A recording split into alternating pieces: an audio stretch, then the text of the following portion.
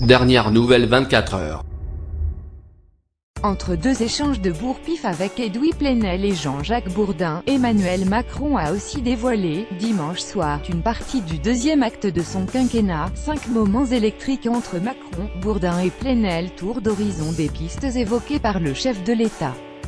Il n'y aura pas de création d'un nouvel impôt local ni d'un impôt national, il n'y aura pas d'augmentation de la pression fiscale d'ici à 2022, a-t-il promis. Il a ajouté qu'il y aurait une baisse même en proportion de cette suppression de la taxe d'habitation, qui doit se faire progressivement. Le chef de l'État a souligné qu'il fallait désormais refondre en profondeur la fiscalité locale, indiquant que cela se ferait dans le cadre d'un dialogue avec les collectivités locales, pour pouvoir la répartir entre les communes, les départements et les régions. La suppression de la taxe d'habitation est faite pour les villes moyennes, a argué Emmanuel Macron, soulignant que cet impôt était moins élevé dans les grandes villes et qu'il touchait surtout les classes moyennes.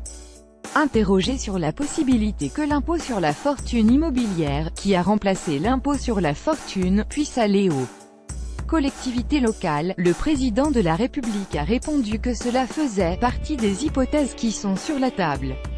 Il a en revanche indiqué que rien n'était décidé sur une éventuelle modification de la taxe foncière. Le chef de l'État, par ailleurs, dit qu'il annoncerait des décisions fin mai sur les hôpitaux. On va réinvestir en réorganisant, en sortant de la tarification à l'activité des établissements hospitaliers, a-t-il ajouté. Emmanuel Macron a promis pendant la campagne de plafonner à 50% la tarification à l'activité des hôpitaux, promesse rappelée par la ministre de la Santé Agnès Buzyn lors de la présentation mi-février d'une réforme globale de l'hôpital. Nous avons augmenté le budget de la santé, mais il n'a pas augmenté au même rythme que certains le voulaient, et je l'entends tout à fait. On va regarder au cas par cas, j'aurai à m'exprimer fin mai sur ce sujet et j'annoncerai des décisions précises. La réponse à apporter, c'est une réponse de réorganisation, a fait valoir Emmanuel Macron. Yorum exprimer finmeiser ce sujet ansarai des décisions précises, la réponse à apporter, c'est une réponse de acute organisation. Journée de solidarité, santé toujours. Emmanuel Macron a qualifié de piste intéressante la création d'une deuxième journée de solidarité non payée pour financer la dépendance. Une idée déjà évoquée jeudi dernier par la ministre de la Santé, Agnès Buzyn. Agnès Buzyn évoque la mise en place d'une deuxième journée de solidarité, c'est une piste, a indiqué le président de la République.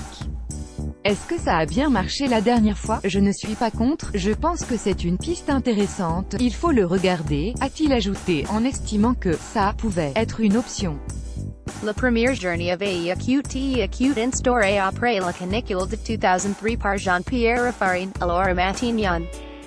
De l'Élysée a confirmé que l'État reprendrait progressivement une partie de la dette de manière substantielle de la SNCF quand le groupe serait réformé, répétant que sa réforme était indispensable.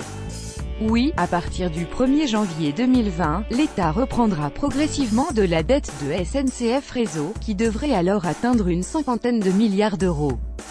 Quand on dit « l'État la reprend », ce sont les contribuables, a-t-il rappelé à ce sujet.